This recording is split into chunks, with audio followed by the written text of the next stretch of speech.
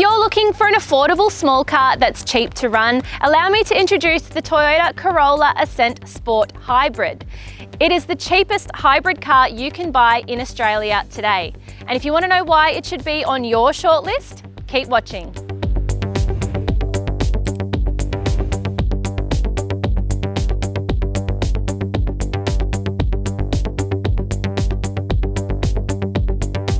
Today we're testing the entry-level Corolla Ascent Sport Hybrid, priced from just over $27,000 before on-road costs and available with a hatch or sedan body for the same price. The hatch we're testing here is fitted with two options, a $1,000 navigation pack and a $575 premium Jasper Red paint option. We reckon that's money well spent when you see this striking red metallic in person, because it adds a bit more flavour to what would otherwise be a pretty conservative hatchback. That said, curvaceous body panels and sharp lines actually make the Corolla look a little sporty if you see it from the right angle. The base spec Corolla Ascent Sport brings 16-inch alloy wheels as standard, along with LED headlights, daytime running lights and tail lights. Meanwhile, hybrid-powered models add a hint of blue inside the Toyota badges. Under the bonnet, the Corolla Hybrid blends a 1.8-litre four-cylinder petrol engine with two electric motors that Toyota claims will use just 4.2 litres per 100 kilometres. Petrol or hybrid, every Toyota Corolla is front-wheel drive and comes paired to a CVT automatic, after the 6-speed manual option was scrapped in 2021. And like all Toyota hybrids in Australia, this is a plugless hybrid that requires no grubby cables or waiting at an EV charger. And as Toyota likes to say, we'll charge as you drive. Jumping into the cabin, this entry-grade Corolla isn't super plush or exciting, but it doesn't really need to be.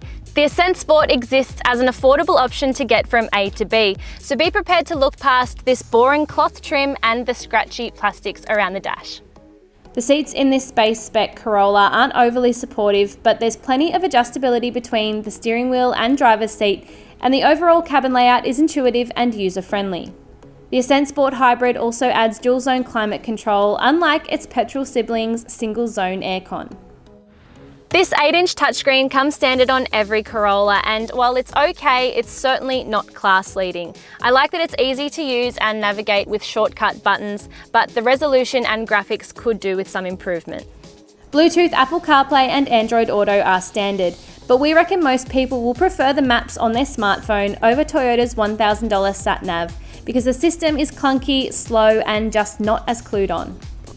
A 4.2-inch digital instrument cluster displays driving information like fuel efficiency and includes a digital speedo, which, although small, is still useful. Safety and driver assistance aids, on the other hand, are top-notch, but you'll have to pay extra and move up a grade if you want blind spot monitoring and rear cross traffic alert. For a small car, storage is okay too. There's generous-sized door pockets, a lidded centre armrest and a tray for your phone up front. It's a basic interior, but one that does the job, and for most, that will be enough. Smaller rear door frames mean getting in and out won't be easy for everyone, and once you're back here in the rear seat, it's a little bit cramped too. There's also not a lot of outward vision because these front seats are quite wide. There's also no air vents or power outlets for the second row, just a small pocket behind the centre console, a centre armrest with two cup holders and ISOFIX points on the outboard seats. The Corolla Ascent Sport Hybrid comes with one of the smallest boots in its class, so if you're an avid shopper or simply need space, this might not be the hatch for you. Toyota quotes a measly 217 litres of cargo space. However, 60-40 split fold rear seats will come in handy if you need to carry larger items, and under the boot floor you'll find a space saver spare tyre. But now it's time to see if the Corolla Hybrid really is as frugal as Toyota says it is.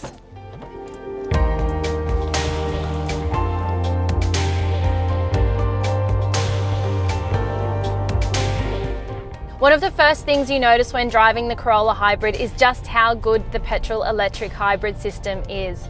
It's all but silent when you leave a car space and you're just creeping through a car park, for example. And the changeover in power, you can barely feel it when that petrol engine kicks in. It's a smooth transition between power sources, although that 4-pot engine and CVT auto it's paired to can be loud and drony inside the cabin. Meanwhile, the Corolla Hybrid produces a maximum combined power output of 90 kilowatts, which is far from class leading, so don't expect snappy acceleration. Where it does feel more athletic though is in its handling, where Toyota has done a commendable job of making this 12th generation Corolla feel both nimble and sporty on road. 16-inch wheels wrapped in chunky tyres are great for cushioning the cabin over potholes and bumps, but the Corolla feels equally ready to tackle a twisty country road with direct steering and reasonably flat cornering. That said, the brake pedal is too spongy and inconsistent for our liking, which are symptoms of the hybrid system's regenerative braking.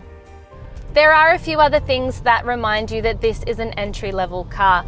Stuff like a pretty adequate 6-speaker sound system, a cabin that's not really well insulated compared to some rivals, and a lane assist function that isn't really helpful, to be honest with you. It's probably a good thing for people that don't like the overly intrusive lane assist features, but these are all things you could happily live with and overlook. If there's one thing the Toyota Corolla Ascent Sport Hybrid does really well, it's efficiency. On test, the lowest average fuel consumption we could manage was 4.8 litres per 100 kilometres. Which is a little over Toyota's claim, but still an impressive figure, achieved through a mix of roads and drive modes using both eco and power modes. You could probably reduce fuel consumption a little bit more by just driving in normal drive mode. We've been testing this car in B as well, which is where the car applies a little bit of engine braking when you go downhill. But Toyota actually says that to get the best fuel consumption, you should just leave it in D for drive, which is where you can also use adaptive cruise control, and it doesn't work when you're in the B mode. So there you go, we just find it easier to just stay in drive. Toyota's trademark petrol-electric hybrid systems have come a long way in terms of refinement and performance. But efficiency is the aim of the game here, so if you're after a hot hatch, you should wait for the GR Corolla. A reverse camera with fixed guidelines comes standard, and the resolution is okay, but it's again not class leading. Every Corolla is covered by Toyota's 5-year unlimited kilometre warranty. And not only will it be cheap as chips on fuel, the first 5 services, which are due every 12 months or 15,000 kilometres, are capped at just $205 each. The base spec Corolla also misses out on parking sensors at either end. Without a doubt, a major highlight of the Toyota Corolla Ascent Sport Hybrid is how affordable it is to run. And Toyota's strong resale values should ensure low ownership costs over its life cycle. It's no hot hatch, but it is safe, reliable and relatively affordable. And that really broadens its appeal. But for efficiency reasons alone, we reckon Australia's cheapest hybrid is well worth a test drive.